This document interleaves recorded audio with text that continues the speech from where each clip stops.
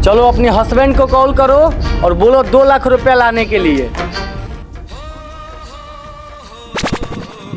थोड़ा सा शर्म कर, हम तो माइन हई। ना मम्मी ना, बिजनेस में कोई रिश्तेदारी ना होला। चल कॉल कर जल्दी।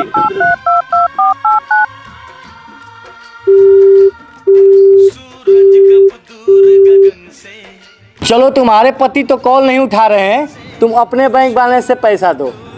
मेरे पास पैसा नहीं है। ऐसे कैसे पैसा नहीं है मम्मी, हमको पता है।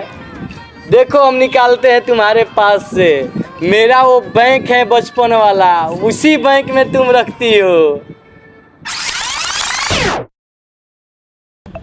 ये तो 2 रुपया बाय में तो समोसो ना एगो मिली।